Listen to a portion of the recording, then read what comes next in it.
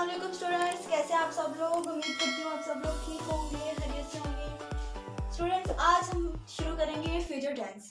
आज हम future tense की first kind future indefinite tense के बारे में बात करेंगे, उसकी एक्टिव वॉइस और पैसिव वॉइस के बारे में।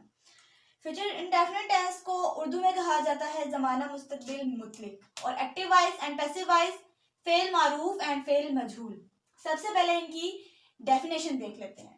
फ्यूचर टेंस मतलब ज़माना मुस्तकबिल, ठीक है। डेफिनेशन हम इसकी देख लेते हैं। जिन जुमलों से ये बात मालूम हो कि काम आने वाले वक्त में किया जाएगा, ये हम बात कर रहे हैं पैसिव वॉइस टेंस की, ठीक है। फ्यूचर इंडेफिनिट टेंस के पैसिव वॉइस सेंटेंस की बात कर रहे हैं, ठीक है। कोई ऐसा काम जो हमने आने वाले वक्त में करना है, फ्यूचर में करना है, ठीक है। मुस्तकबिल में कोई ऐसा काम जो मुस्तकबिल में किया जाएगा, वो future indefinite passive voice sentence में आएगा, ठीक हो गया। इसके सिंबल क्या होंगे?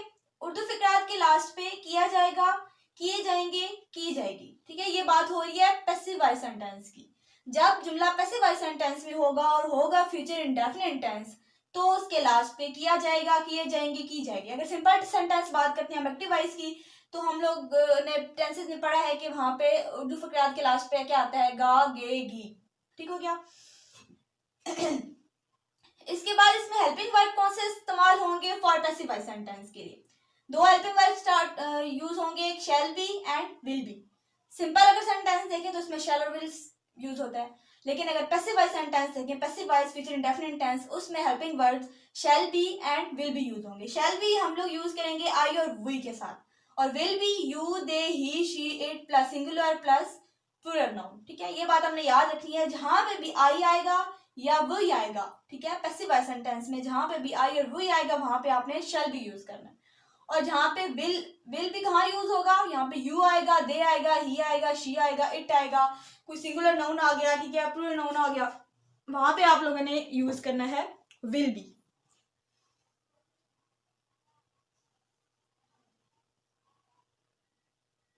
अच्छा, अब हम बात करते हैं फार्मूलाज की, ठीक है। फार्मूलाज क्या है active voice and passive voice की? सबसे पहले अगर हम सिंपल फार्मूला देखें एक्टिव पैसिव वॉइस का, तो कैसे बनेगा?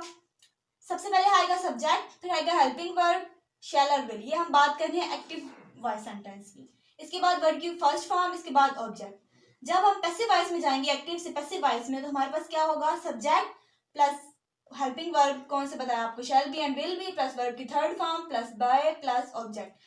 अब यहाँ पे चेंजिंग क्या होगी कि जो एक्टिव वॉइस का सब्जेक्ट होगा, वो पैसिव वॉइस सेंटेंस में जाके पैसिव वॉइस का ऑब्जेक्ट बन जाएगा, और जो पैसिव वॉइस का सब्जेक्ट होगा, वो एक्टिव वॉइस में जाके उसका ऑब्जेक्ट बन जाएगा।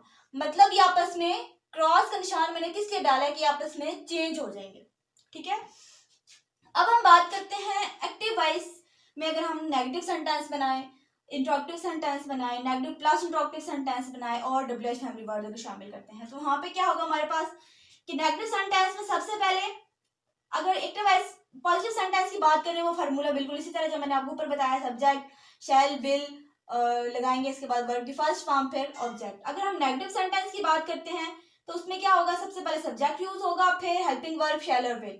उसी तरह यहाँ पे क्या होगा कि शैल और विल के बाद हमारे पास नॉट आ जाएगा, हेल्पिंग वर्ब के बाद हमारे पास यहाँ पे नॉट यूज हो जाएगा, और इसके बाद वर्ब की फर्स्ट फॉर्म, फिर ऑब्जेक्ट। इंट्रोगेटिव सेंटेंस की बात करें तो शैल और विल हेल्पिंग वर्ब जो है वो जुमले के स्टार्ट पे आ जाएंगे सब्जेक्ट से पहले, इसके बाद सब्जेक्ट यूज होगा, ठीक है, और इसके बाद वर्ब की फर्स्ट फॉर्म, फिर ऑब्जेक्ट, फिर क्वेश्चन मार्क।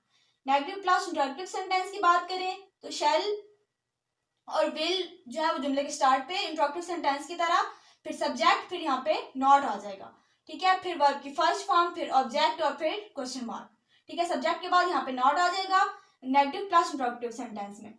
इसके बाद डब्ल्यूएच फैमिली वर्ड्स की बात करते हैं। अगर यहाँ पे व्हाट आ गया, व्हेन आ गया, हुज आ गया, वेयर आ गया, हाउ, हु, तो हम कैसे बनाएंगे? तो क्या होगा कि बिल्कुल इंट्रोगेटिव सेंटेंस का जो फार्मूला है वो हमने नीचे लिख देना है। जस्ट हमने क्या करना है कि जो डब्ल्यूएच फैमिली वर्ड का मेंबर होगा वो जुमले के स्टार्ट पे लिख देना है, चाहे वो एक्टिव वॉइस सेंटेंस में आ रहा है या फिर चाहे वो पैसिव वॉइस सेंटेंस में आ रहा है। इसके बाद हम बात करते हैं पैसिव वॉइस सेंटेंस के स्ट्रक्चर की, ठीक है। इसका कंप्लीट स्ट्रक्चर मैं आपको बता देती हूँ। पैसिव वॉइस में अगर पॉजिटिव सेंटेंस की बात करें, उसका फार्मूला बिल्कुल जैसे मैंने ऊपर आपको बताया, सब्जेक्ट आएगा, फिर शैल बी या विल बी, फिर वर्ब की थर्ड फॉर्म, फिर बाय और फिर ऑब्जेक्ट। अगर हम पैसिव वॉइस के नेगेटिव सेंटेंस की बात करें तो हमारे पास कैसे जुमला बनेगा, इसका फार्मूला क्या है, सबसे पहले सब्जेक्ट, फिर शैल या विल, इसके बाद नॉट और इसके बाद बी। ठीक है, शैल बी है उसके दरमियान में हमने क्या लगा देना है, नॉट। ठीक है, विल बी है तो उसके दरमियान में नॉट लगा देना है। नॉट लगाया, फिर बी, फिर वर्ब की थर्ड फॉर्म, फिर बाय, फिर ऑब्जेक्ट। इस तरह इंट्रोगेटिव सेंटेंस की बात करें सवालिया जुमले की, तो हेल्पिंग वर्ब शैल और विल जुमले के स्टार्ट पे आ जाएंगे, इसके बाद सब्जेक्ट, फिर बी। ठीक है, सब्जेक्ट वो सब्जेक्ट और हेल्पिंग वर्ब जो आपस में उलट जाएंगे इंट्रोगेटिव सेंटेंस में। ठीक है, सबसे पहले हेल्पिंग वर्ब शैल और विल, फिर सब्जेक्ट, फिर बी, फिर वर्ब की थर्ड फॉर्म, फिर बाय, फिर ऑब्जेक्ट और जुमले के लास्ट पे question mark. Negative plus interrogative sentence की अगर हम बात करते हैं उसमें क्या होता है, इंट्रोगेटिव सेंटेंस की तरह इसका जुमला है, बस हमने क्या लगाना है यहाँ पे, सबसे पहले शैल विल, फिर सब्जेक्ट, इसके बाद नॉट लगा देना है। सब्जेक्ट के बाद हमारे पास यहाँ पे नॉट आ जाएगा, फिर बी लगाना है, फिर वर्ब की थर्ड फॉर्म, फिर बाय और फिर ऑब्जेक्ट और क्वेश्चन मार्क, बिल्कुल उसी तरह। इसके बाद हम अगर बात करें डब्ल्यूएच फैमिली वर्ड्स की, तो हमारे पास क्या आएगा, डब्ल्यूएच फैमिली वर्ड जुमले के स्टार्ट पे आ जाएगा, बाकी सारा जुमला same to same interrogative sentence की तरह। ठीक है, उसी तरह सबसे पहले शैल और विल, फिर सब्जेक्ट, ठीक है, फिर बी, फिर वर्ब की थर्ड फॉर्म, फिर बाय, फिर ऑब्जेक्ट जुमले के लास्ट पे क्वेश्चन मार्क।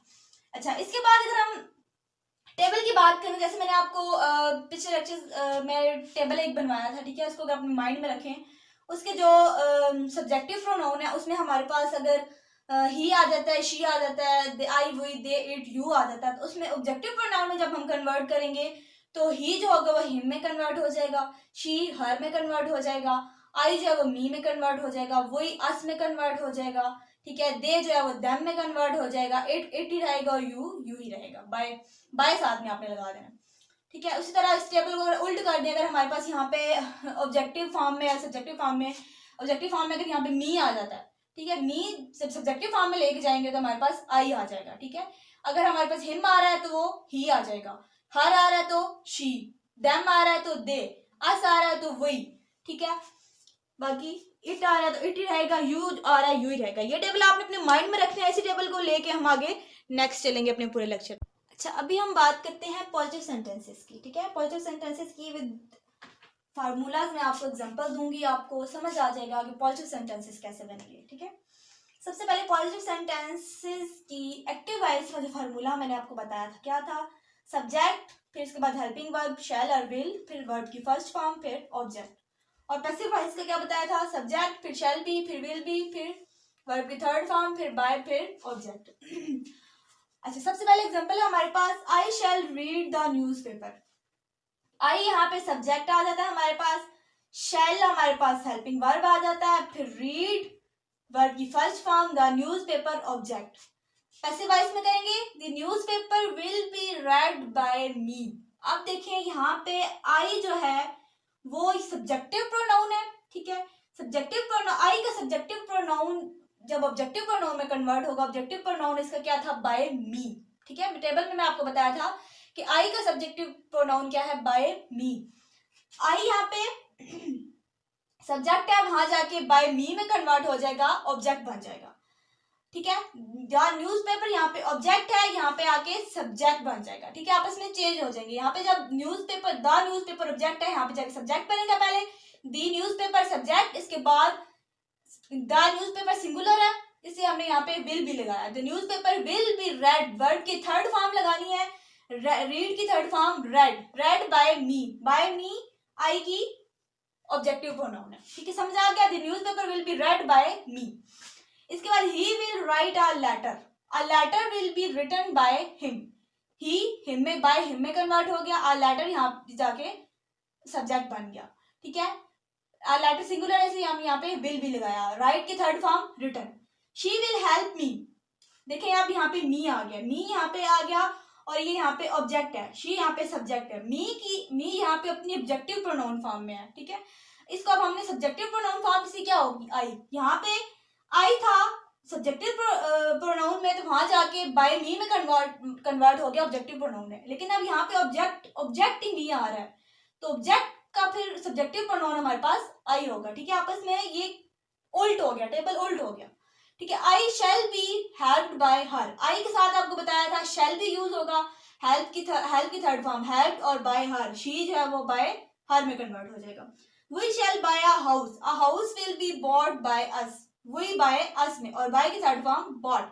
अ हाउस सिंगुलर है इसलिए यहाँ पे विल बी, और यहाँ पे वी के साथ शेल क्यों यूज हुआ, क्योंकि आई वी के साथ हमने शेल यूज करना है। They will give instructions, instructions will be given by them, they जो है वहां पे जाके बाय देम में कन्वर्ट हो गया। The cat will drink milk, milk will be drunk by the cat. I shall clean the house, the house will be cleaned by me, I यहाँ पे जाके बाय मी में कन्वर्ट हो गया। अच्छा, ये थे मेरे पास पॉजिटिव सेंटेंस के एग्जांपल। अब है हमारे पास नेगेटिव सेंटेंसेस। ठीक है, नेगेटिव सेंटेंसेस की पॉजिटिव जो नेगेटिव सेंटेंस का फॉर्मूला हमारे पास क्या है, सबसे पहले सब्जेक्ट, फिर शैल, फिर शैल या विल, फिर नॉट, फिर वर्ब की फर्स्ट फॉर्म, फिर ऑब्जेक्ट। पैसिव वॉइस का नेगेटिव सेंटेंस का फॉर्मूला सबसे पहले सब्जेक्ट, फिर शैल या विल, फिर नॉट, फिर बी, फिर वर्ब की थर्ड फॉर्म, फिर बाय, फिर ऑब्जेक्ट। ठीक है, हमेशा नॉट कहाँ आएगा, हेल्पिंग वर्ब के बाद, ये बात आपने याद रखनी है। नेगेटिव सेंटेंस में हेल्पिंग वर्ब के बाद नॉट यूज किया जाएगा। ठीक है, इसके बाद इसकी एग्जांपल देख लेते हैं। They will not build a house, a house will not be build by them. अब बिल्ड की थर्ड फॉर्म बिल्ड होती है। ठीक है, अ house will B, will not B. ठीक है, विल और बी के दरमियान में हमने नॉट लगा देना, will not be build by them, they की जो ऑब्जेक्टिव प्रोनाउन है वो by them. I shall not write sentences, sentences will not be written by me. ठीक है, आई की जो ऑब्जेक्टिव फॉर्म थी वो बाय मी है। Sentences will not be written, write की third form written by me. You will not beat her, she will not be beaten by you. अब देखें यहाँ पे यू जो है वो यहाँ पे बाय यू सब्जेक्ट से ऑब्जेक्ट में चला गया। अब यहाँ पे हर जो है वो अपनी ऑब्जेक्टिव प्रोनाउन में, हर है इसलिए हमने इसकी सब्जेक्टिव प्रोनाउन हमारे पास शी आ जाएगा। ठीक है, शी से स्टार्ट करेंगे, हर नहीं आप लिखेंगे। इसकी जो ऑब्जेक्टिव फॉर्म है वो हमारे पास शी है। She will not be beaten by you. We shall not sing songs, songs will not be sung by us. Songs है प्लूरल है, लेकिन यहाँ पे विल नॉट बी ही लगेगा। यहाँ पे वी के साथ शेल क्यों लग रहा है, क्योंकि हमने पीछे पढ़ा था कि आई और वी के साथ हमेशा शेल लगेगा, बाकी सबके साथ विल लगेगा। Songs will not be sung by us, we की जो ऑब्जेक्टिव फॉर्म है वो हमारे पास अस आ जाती है, बाय अस। अच्छा, ये हमने बात की नेगेटिव सेंटेंसेस के बारे में।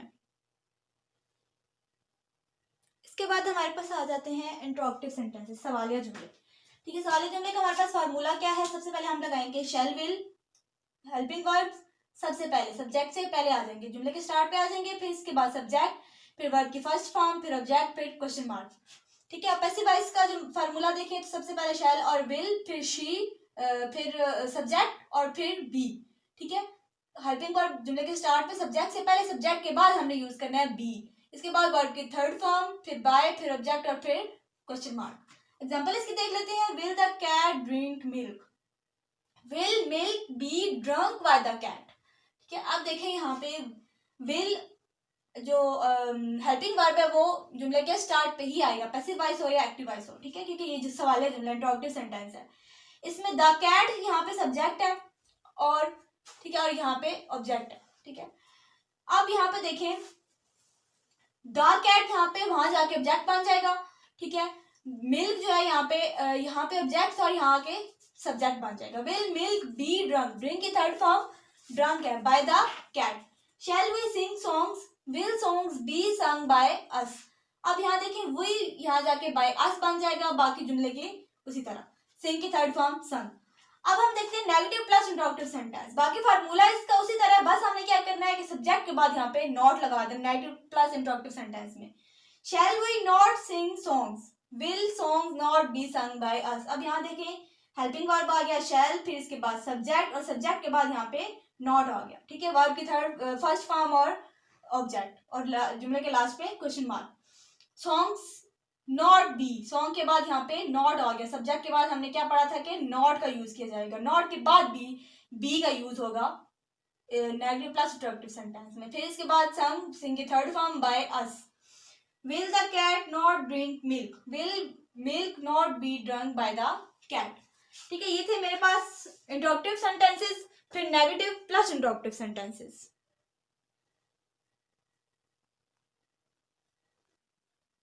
इसके बाद हमारे पास आ जाते हैं WH plus interrogative sentences, double interrogative sentences भी इनको कहा जाता है। इसका एक्टिव वॉइस का फार्मूला देखिए तो सबसे पहले WH फैमिली वर्ड का जो मेंबर आएगा, इसके बाद शैल या विल, ठीक है, फिर सब्जेक्ट, फिर वर्ड की फर्स्ट फॉर्म, फिर ऑब्जेक्ट और फिर क्वेश्चन मार्क।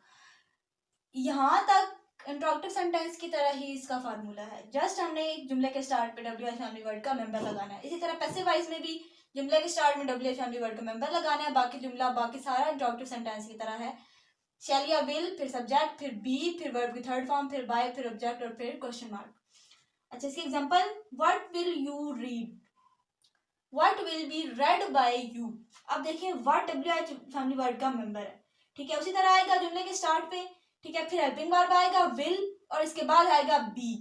अब रेड, रीड की third form read by you, ठीक है। अब देखें इसमें हमारे पास सब्जेक्ट मौजूद है लेकिन ऑब्जेक्ट नहीं है, ठीक है। वर्ड हमारे पास आ गया WH फैमिली वर्ड का मेंबर, ठीक है, हेल्पिंग वर्ब विल आ गया, फिर सब्जेक्ट यू और वर्ब की फर्स्ट फॉर्म रीड, ठीक है। यहाँ पे हमारे पास सब्जेक्ट मौजूद है लेकिन ऑब्जेक्ट नहीं है, तो ये सब्जेक्ट वहां जाके ऑब्जेक्ट में चेंज हो जाएगा, लेकिन यहाँ पे हमारे पास सब्जेक्ट नहीं है तो ऑब्जेक्ट यहाँ पे आके सब्जेक्ट में चेंज नहीं होगा।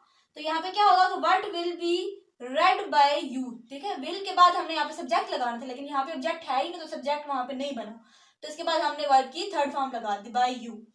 Who will help her, by whom will she be helped. अब यहाँ देखें who will, who word WH family word का मेंबर है, विल लगा, अब यहाँ पे हमने हमारे पास सब्जेक्ट नहीं है, ऊपर सब्जेक्ट था लेकिन ऑब्जेक्ट नहीं था, लेकिन यहाँ पे सब्जेक्ट नहीं है लेकिन ऑब्जेक्ट है, हु विल हेल्प हर। अब हर यहाँ पे ऑब्जेक्ट है, वहां जाके सब्जेक्ट बनेगा, हु जब लगेगा तो हमने बाय होम लगाना है, विल लगाया, इसके बाद शी, हर की जो ऑब्जेक्टिव सब्जेक्टिव फॉर्म है वो हमारे पास शी आ गई, शी, फिर बी लगाया, फिर help. When will they recite the Holy Quran? When will the Holy Quran be recited by them? The Holy Quran, when उसी तरह आएगा, will हेल्पिंग वर्ब आएगा, the Holy Quran यहाँ पे ऑब्जेक्ट था, यहाँ पे आके सब्जेक्ट बन गया, बी आएगा, फिर रिसाइट की third form recited by them, they की सब्जेक्टिव फॉर्म देम, ठीक है। ये हमने बात की WH प्लस इंट्रोगेटिव सेंटेंसेस की।